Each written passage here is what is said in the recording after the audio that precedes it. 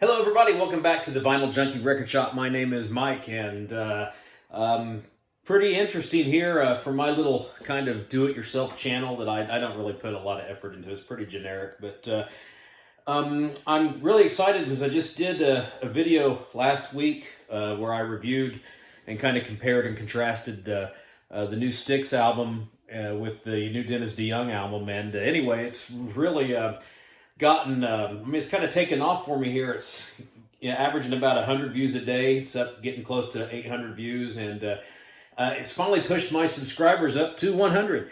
And, I never really thought that I would really, care about the number of subscribers or views I got from my videos. I'm just happy that there's a handful of you out there that kind of enjoy watching my channel and don't mind watching an old fat guy in his music room talking about some of his favorite albums. I'm really kind of excited that video took off like it did. So, since I have reached that 100 subscriber mark, I thought I'd do a video that would tie into 100. So, what I did was I just went into my collection. I went to vinyls only, and I just picked out 10 albums that I think are 10 out of 10 albums. 10 out of 10 being 100. So, there are a lot of, I think, 10 out of 10 albums out there. There are certainly more I could have chosen for this list. I stayed away from a lot of real popular classics because everybody's kind of seen them. So I wanted to dig down a little bit deeper into my collection and show a few that I think are really awesome albums that are 10 out of 10 albums that might not appear on a lot of other lists. Now, there are going to be a couple here or there that will. It's just the nature of things. But let's go ahead and get started. I thought that since my Styx video was kind of a breakthrough for me, I would feature a Styx album that I think is a 10 out of 10, and others at 10 out of a 10 for me. This is my personal favorite album of all time, and it's probably got more to do. I probably have more of an emotional connection with the album or a history with the album than it necessarily having the best collection of songs, because ironically, many of my favorite Styx songs appear on different albums, but this is my favorite album, and it's Paradise Theater. Came out in 1981. Probably the emotional attachment I have to it is that I remember listening to my first Styx experience. If I can go back, I'm 51, so bear with me. I think it was hearing the song Come Sail Away, and then seeing the band play Babe on some kind of national television show. And I thought, I like this band. And I remember getting the 45 version of Come Sail Away. And on the flip side of it, it had the song Put Me On, which is the lead track from Crystal Ball. And I just thought that song was such a great driving rock and roll song. And, since then, I became a Styx fan. And then that was probably close to 80, 81, because what happened was Paradise Theater was coming out in a local record store in my hometown, Musicland, in a mall. There aren't those Musiclands anymore, I don't think. They became Camelot, and then Camelot became FYE, I think. But anyway, that's showing my age again. Anyway, there was this album, Paradise Theater, was coming out, and there was a push for it. So my mom took me. I couldn't drive. My mom took me. I was 11. My mom took me to the mall. She probably, maybe I had some money, I don't know. Anyway, I bought Styx. The Styx album was the first album I remember getting on my own, I guess. Not because I used to get Doobie Brothers and Kiss albums at Kmart before that. But anyway, for whatever reason, I remember this one. And also, this album, when we got it, the guy told us at the record shop, hey, guess what? Styx is coming to play in Indianapolis at Market Square Arena. So all that together, buying the album, going to see Styx as my very first concert on this tour, just kind of makes this, it's my favorite record. I can listen to it in its entirety all the time. There's not a track on it I don't like. Does it have Styx's best tracks? No, but it does have one of my favorite Styx songs, the lead-off track, Rockin' to Paradise. But there's just great stuff on here all the way down. Some deep tracks. I always want to kind of point out Lonely People is one of the Styx deep tracks. It's one of my favorites. Comes off of this album. Anyway, it's great, and it's a loose concept album, and it's one of those albums that just runs very well from start to finish, and the songs flow, and it tells a story, and kind of like what an old album listening experience used to be like. So, Styx, Paradise Theater, 10 out of 10. And then I had to include this. This is one of the Stone classics. This is probably maybe my second favorite record of all time. It's my favorite heavy metal album. If I had to pick one, I'd probably go with this one. This is Iron Maiden with Power Slave. Starting off with just a fantastic cover art. Iron Maiden was just at the top of their game, really, when they brought this album out. And I say that pound for pound, this album competes with any other heavy metal album out there that's been talked about as one of the best ever. I think it goes toe-to-toe with Master of Puppets. I think it'll go toe-to-toe with Rain and Blood. It goes toe-to-toe with anything Judas Priest, Black Sabbath put out. This is a fantastic metal album. Again, it's one that just runs from start to finish flawlessly. It's got so many great tracks on it.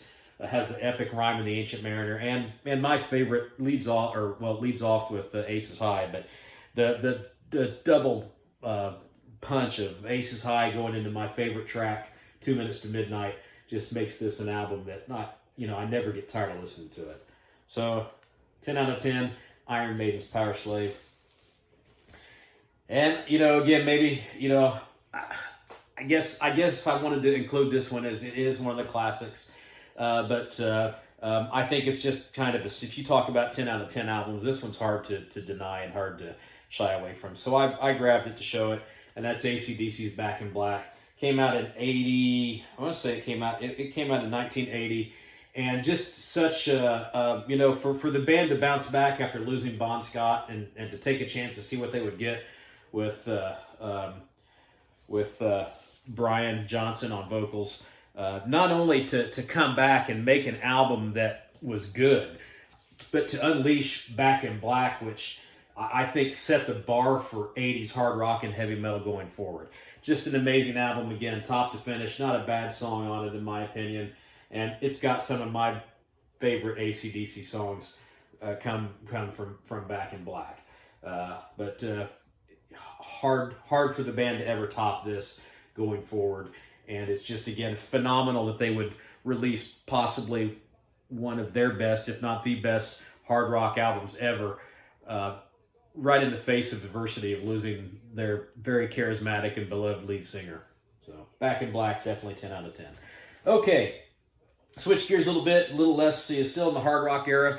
I was flipping through and saw this one, and this is just one of those albums that I really enjoy listening to. And I think that this band, they're in the Rock and Roll Hall of Fame, good for them.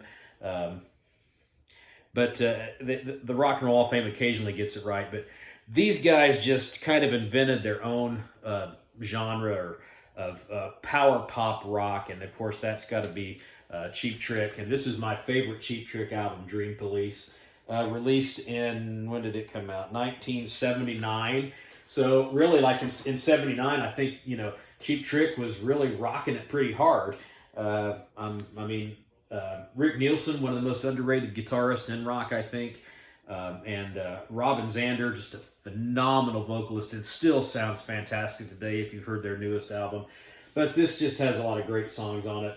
The Dream Police, the title track. Way of the World, The House is Rockin' with Domestic Problems. Gonna Raise Hell, great song. I'll Be With You Tonight. Voices. Closing out with Need Your Love, one of the slow, brooding, really rocking songs. But this is just a straight great album, top to finish, so I think it's a 10 out of 10 as well. All right, another album from a band that is, I think, unheralded in hard rock. One of my favorites from the 80s, proving that there is more to Canadian power trios than Rush. This one is Triumph with Allied Forces. Triumph just really brought a great hard rocking sound. That they had the dual vocalists and Rick Emmett and Gil Moore. A lot of diversity in those vocals, and they just played great hard rock that didn't really sound. They developed into a sound of their own. Their early albums kind of hinted at, you could tell they were influenced a lot by Zeppelin and by Rush. and some of the traditional hard rock of the time. But Triumph just, with those two vocalists, I think, and Rick Emmett's playing, developed into a sound that was easily recognizable as their own, and they just hit their stride with this album, Allied Forces. The track list leads like a veritable greatest hits. You know, Fool for Your Love, great lead-off song. Magic Power, which is, I think, one of the most majestic songs ever written. Air Raid, the short Air Raid, goes into Allied Forces, which is just a straight, blazing hard rock attack. Hot Time in the City Tonight, probably my favorite. That's probably my least favorite track on the album, but still not a bad track at all. Fight the Good Fight, their huge hit, leads off the side two. Then with Ordinary Man, which is kind of a proggy. Triumph dabbled in the prog a little bit, but that's just a long kind of epic track, Ordinary Man. And then closing out with Say Goodbye, which is just a great anthemic with a rousing chorus, and it's arena rock, hard rock tune. Fantastic album, definitely 10 out of 10. Triumph's, I think, finest hour with Allied Forces, and again, very much overlooked in the hard rock world.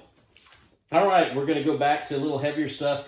Most people think about this band and think about their early classic works, but again, we talked about how AC/DC really hit a home run with the new vocalist, and this band was kind of left in the same boat when they sacked their beloved legendary vocalist, and there was probably some questions as to how they were going to succeed going forward. And let's face it, how do you replace a legend like Ozzy Osbourne? Well, you do it how Black Sabbath did in 1980 with Ronnie James Dio, and they put out Heaven and Hell. And I talked about how Back in Black kind of set the bar for 80s hard rock and heavy metal going forward. It did it hand in hand with this one. If you want a blueprint for what hard rock and metal should sound like, just go and pick up Heaven and Hell by Black Sabbath and spin it. Ronnie James Dio's vocals were just, they fit in very well with what Tony Iommi was writing musically, and this is just a home run of the ages. With leading off with the legendary track Neon Nights, one of my favorite Black Sabbath songs of all time. You've got the title track Heaven and Hell, Children of the Sea, Lady Evil, Lonely is the Word, Wishing Well. Just every track on this hits the mark, and this was a solid, definite 10 out of 10 album for Black Sabbath. Again, coming kind of off the ropes with trying to reinvent their sound and move forward a little bit, and this really did it. All right, let's go back a little bit to the new album. Not quite the beginning of it, but this was a band that was legendary throughout that wave. Didn't sound so, they had really raw guitars, and that's what made the band sound heavy, but their songs were, I think, more boogie and blues oriented, and had a lot of just really that kind of swaggery riff-based songs.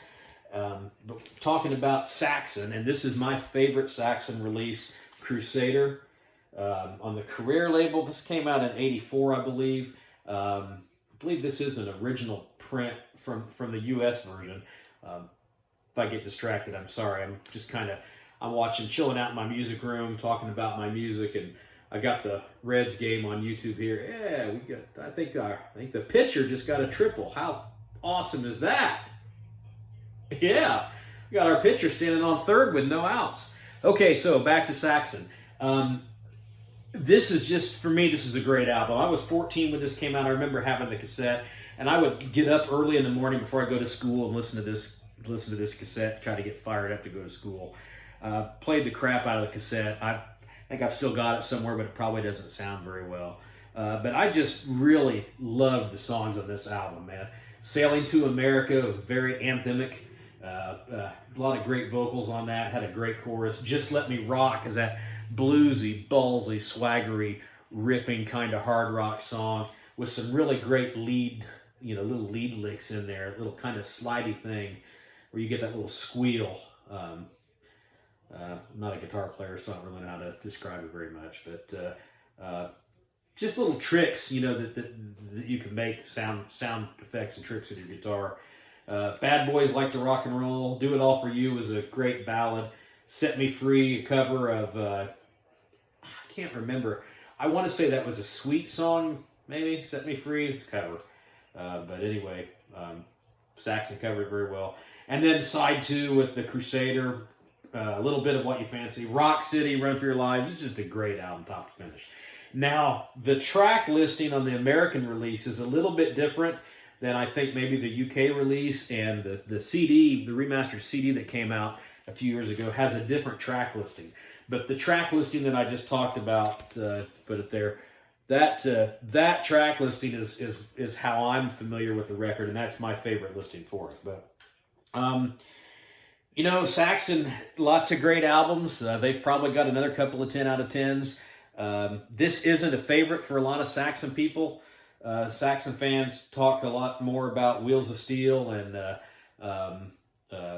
Long Arm of the Law, maybe, and I couldn't argue with, you know, I think those are both 10 out of 10 albums, but for me, this was my favorite Saxon album, and I'll always love Crusader, definite 10 out of 10. Okay, here's one that's probably not going to be on a lot of lists. I've talked about this album before in some videos, but I think if you want to talk about underrated hard rock albums specifically, but even more so bands, this band was so overlooked and just does not get enough credit. And I'm talking about Atlanta, Georgia's Mother's Finest, and this is Iron Age. And this album came out in 1981, same year that Styx came out, the year after AC/DC or Back in Black and Heaven and Hell, to kind of put it in perspective.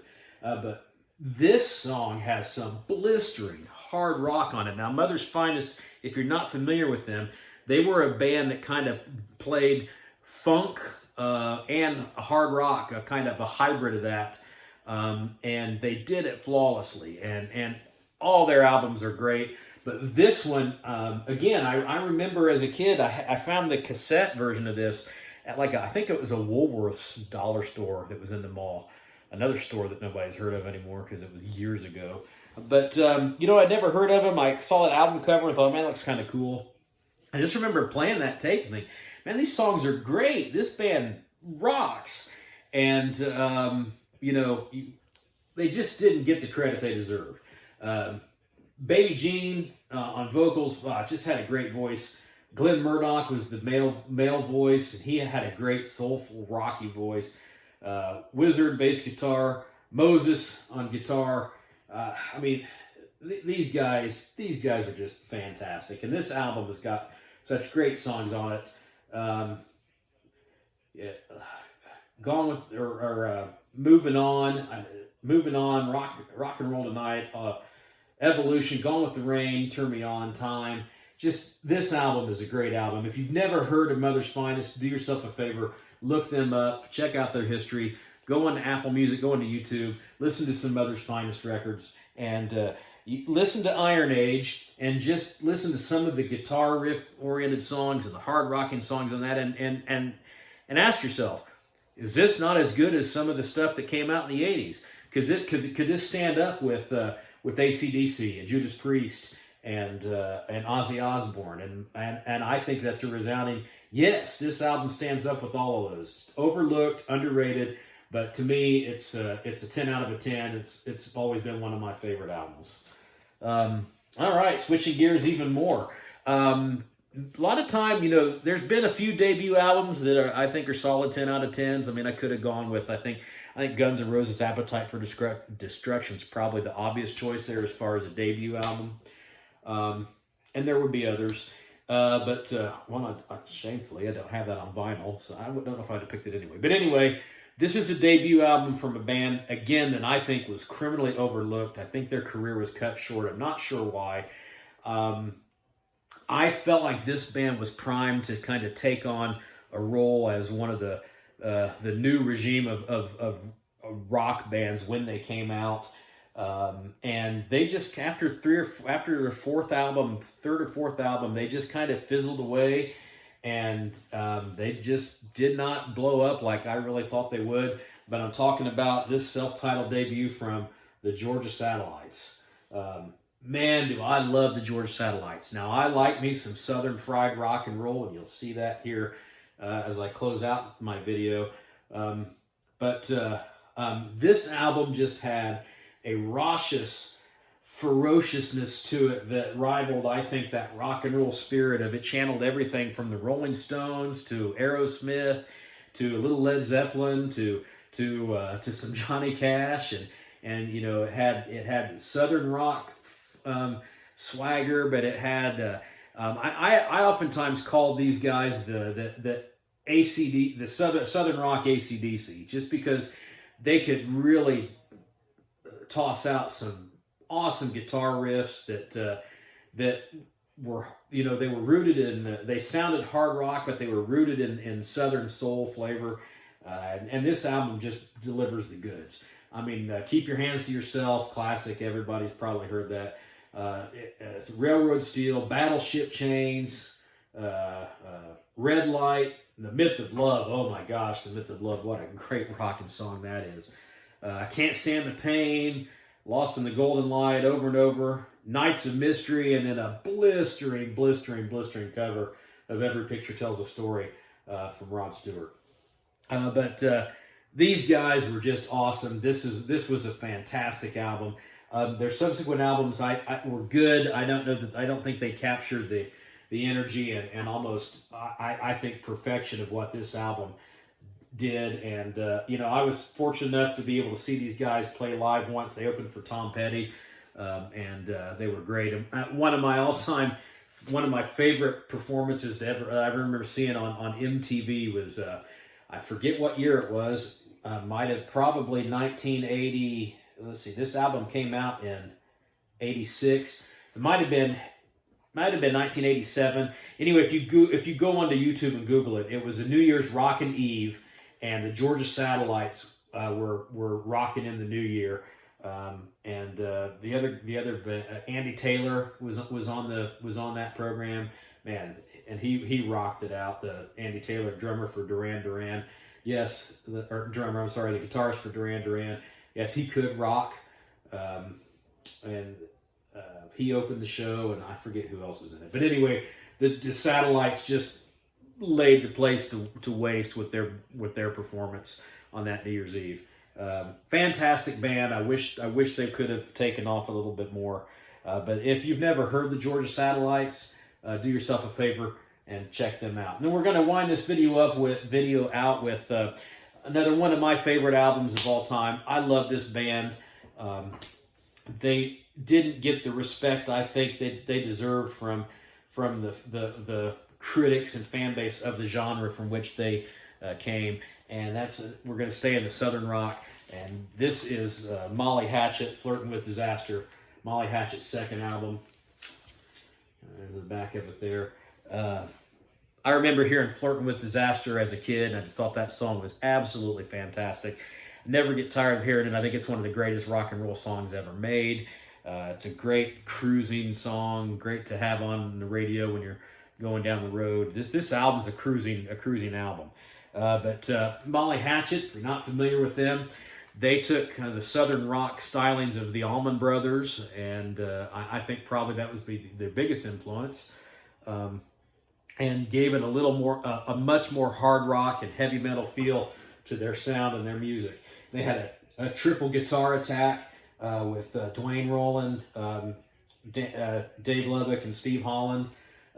Just a great rhythm section and a great singer in Danny Joe Brown. Unfortunately, I think now every one of these guys has left us. Steve Holland might still be alive, but I know Dave Lubbock, Banner Thomas, Dwayne Roland, Bruce Crump, Danny Joe Brown, they've all passed. And Molly Hatchet still continues on with the new lineup. Up until a few years ago, they did sound really amazing. I'm not sure how they sound now, but it's nice to know that Bobby Ingram is continuing to take the music of Molly Hatchet and get it out there. But again, this album just absolutely smokes. Whiskey Man is a great opening track. It's All Over Now, One Man's Pleasure, Jukin' City. I love that song, Jukin' City. It's just a nice song about going out and having a good time with your father and getting a few drinks when you're of age to be able to do that with your son. My son's 19. he's getting to that point where, I listen to Jukin City and, going there with my old man, gonna have a good time in Jukin City. It's just it's a meaningful tune. Boogie No More's got that great classic Molly Hatchet guitar lead solo in there. Flirting with Disaster, the great title track. Good Rockin'. Gunsmoke is one of my favorite deep tracks from Molly Hatchet. Long Time and Let the Good Times Roll closes the album out. Again, not a bad song on the album.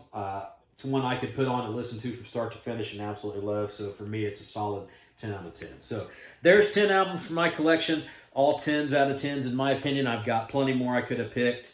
But this video's already gone longer than I wanted it to. But, I can't say enough to everybody who's watched my videos. If you've watched the Styx video, man, please, check out some of my other content. I really enjoy just coming in here, sitting here, talking about music and putting it out there and seeing what comments I can get, what other people can say. If you're new to my channel, please hit like, hit subscribe, check out my other content. Feel free to go into the comments section and jot down a list of, some of your favorite 10 out of 10 albums. You don't have to go with 10 if you don't want to go and put that much in there, but just drop a few. Let me know what you think of my picks. Let me know if you love some of these albums I've talked about, or, if you've got some other titles that a lot of people don't talk about. Let me know. Put them in there. I'm sure it's probably something I've probably heard, but if I haven't, I'm always loving. I always like to check out new things that I didn't pick up on back in the day, or that I've just never really tuned into. And I have learned, especially through these videos, that there's always some classic out there that you never knew about or didn't enjoy at the time, that you find out about it 20, 30 years later, and you're like, wow, this is so awesome. How'd I miss this? And then now you've got a new favorite, almost as if it were, put out brand new. So anyway, that's enough for today. Thanks so much for everyone who subscribed to my channel to get me up to the 100 mark.